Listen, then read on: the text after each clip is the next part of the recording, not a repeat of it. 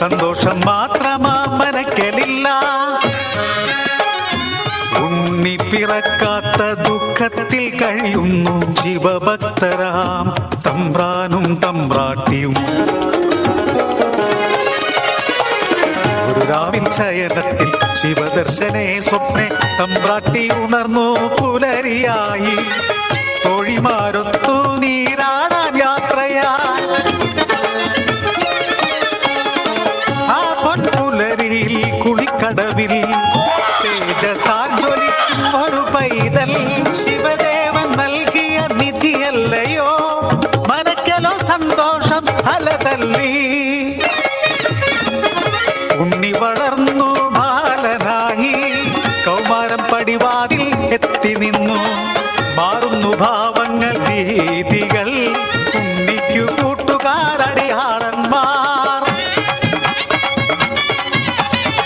കടവിനക്കരെ പറച്ചിയൂരിൽ അടിയാള പിള്ളേർ കൂട്ടുകൂടി.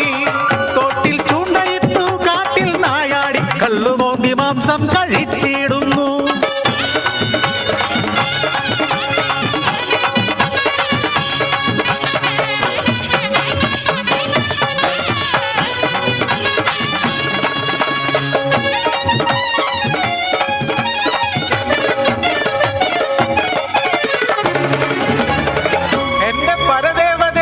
ഇല്ലം മുടിച്ചിടുമല്ലോ. കോപിഷ്ടയാകുന്നു തമ്പ്രാട്ടി. ഉണ്ണിയെ മച്ചിൽ ബന്ധിക്കുന്നു. ജലപാനം നൽകില്ല പൊന്നുണ്ണി. ഗുരുത്തക്കേടുകൾ ഏറെയായി. അല്പം കഴിഞ്ഞപ്പോൾ അമ്മ തൻ മാനസം സ്നേഹമായി പിന്നെ വാത്സല്യമായി. മനക്കലെ മച്ചിന്മേൽ എത്തിയ അമ്മ അറപ്പുരവാതിൽ തുറന്നു നോക്കി. ആകെ സ്തംഭിച്ചു തമ്പ്രാട്ടി. ഉണ്ണി വളർന്ന് മച്ചും തകർന്ന് ഉഗ്രരൂപമായി അലറിയിടുന്നു. തലയും മുഖവും കാണാനില്ല. പരിഭ്രമിച്ചോടി തമ്പ്രാട്ടി പടിപ്പുരവാതിൽക്കലെത്തി നിന്നു.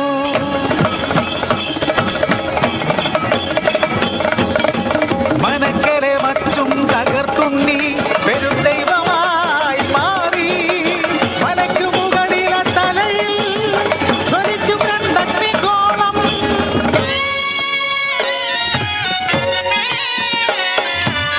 ഭയന്നൊര തമ്പ്രാട്ടി നോക്കാനാവാതെ കൈകൾ കൂപ്പി നിന്നു.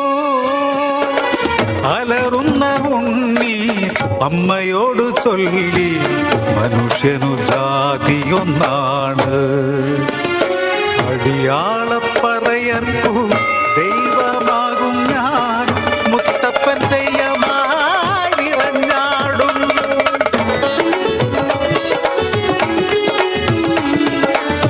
ദൈവമായാലും അമ്മയ്ക്കു നീ ഉണ്ണി. ഈ അഗ്നിഗോളത്താൽ ഉണ്ണി നിൻ മുഖം ഒന്നു കാണാനില്ല. കണ്ണുകൾ മൂടി മുത്തപ്പനായി നീ ദർശനം നൽകൂ പറശ്ശിനിക്കടവിൽ. അന്നു തൊട്ടിന്നോളം പറശ്ശിനിക്കടവിൽ അനുഗ്രഹിച്ചിടുന്നു മുത്തപ്പൻ ദൈവം. ദുരിതങ്ങൾ നീക്കി സൗഖ്യം നൽകി അനുഗ്രഹിക്കും